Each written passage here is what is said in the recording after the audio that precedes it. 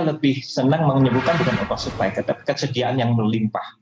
Ini Kesediaan mengapa berlimpah. harus kita lakukan? Ya, karena pembangunan ketenaga listrikan itu kan membutuhkan waktu. Ya. Jadi kita harus menyiapkan. Jadi minimal kalau kita membangun pembangkit 3 tahun, Mas.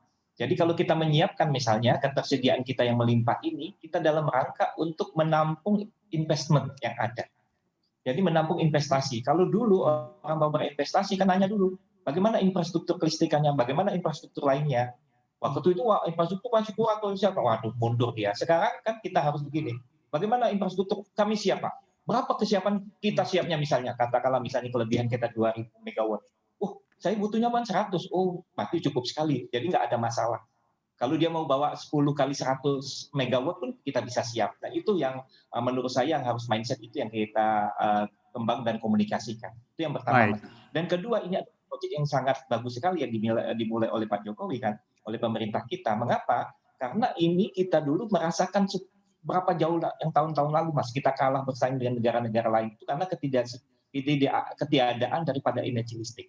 Sekarang harus di depan. Ini energi listrik setiap, tinggal investasinya. Nah, ini kalau masalah-masalah yang kita selesaikan juga. Sehingga dari tahun ke tahun adalah EODB kita atau easy of doing business kita kan semakin peringkatnya semakin bagus, artinya nilainya semakin turun ke bawah, mampu bersaing kepada negara-negara lain.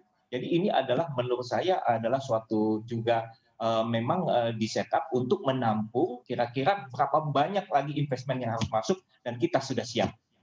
Baik, ini mindsetnya harus digeser Pak Bob ya. Kesediaan yang berlimpah, bukan oversupply lagi. Tetapi kesediaan yang berlimpah ini kan juga ada triggernya Pak. Apalagi di masa pandemi seperti ini, mendadak ada kesediaan yang berlimpah dan jumlahnya besar juga Pak. Apakah ini memang setengah terdisrupsi Pak? Kalau kita coba gunakan data yang dimiliki PLN, paling tidak perbandingan data supply dan demand-nya seperti apa sih Pak? Khususnya masuk ke masa pandemi seperti ini Pak Bob. Ya, saya kira pandemi ini memang yang luar biasa sekali mempengaruhi setiap sudut kehidupan kita ya. Ini juga tidak dirasakan oleh PLN sendiri, tetapi semua industri juga merasakan. Nah, salah satu yang kita rasakan tentu saja kan kita ini pelanggan kita yang terbesar itu salah satunya industri dan bisnis. Kemudian ada juga rumah tangga. Pada saat ini adalah bisnis dan industri yang mengalami tekanan karena tidak bisa mengekspor, tidak bisa bekerja dan sebagainya, itu mengalami penurunan. Tentu saja kita di awal-awalnya, khususnya di Mei, kita adalah minus 10. Tetapi sekarang, Mas, kita lihat pada bulan ke bulan ya, untuk bulan September itu kita sudah naik sekitaran 2,16%, Mas, pertumbuhannya. Jadi total year on year kita September tahun 2019 dengan 2020 ini kita mengalami kenaikan 0,61. Perhatikan, Mas, kita ada mengalami 0,61%. Memang masih ada negatif di dalam pertumbuhan untuk bisnis dan industri, tetapi itu di-cover oleh rumah tangga kan, Mas, karena ada pergeseran.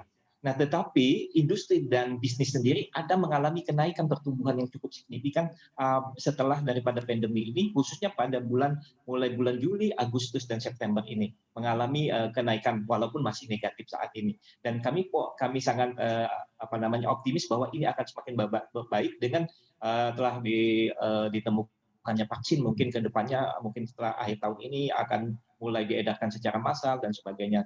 Termasuk kemarin adalah Pak Menteri BUMN di Inggris juga telah melakukan ini ya, kerjasama untuk bagaimana vaksin itu sampai ke Indonesia lebih besar lagi sehingga masyarakat bisa divaksin. Itu yang patut kita syukuri. Yang kedua adalah, Mas, dengan adanya bahwa secara internasional pun sudah semakin baik, seperti Cina sudah tumbuh, dan kemudian kita kan bisa mengekspor juga barang baku ke Cina atau barang-barang lainnya ke Cina.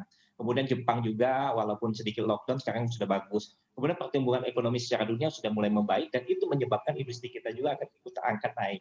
Nah, ini yang kita harapkan ke depannya. Kalau kita melihat trendingnya, kami tetap optimis dan kita melihat sendiri bahwa pertumbuhan akan positif, apalagi nanti di tahun 2021.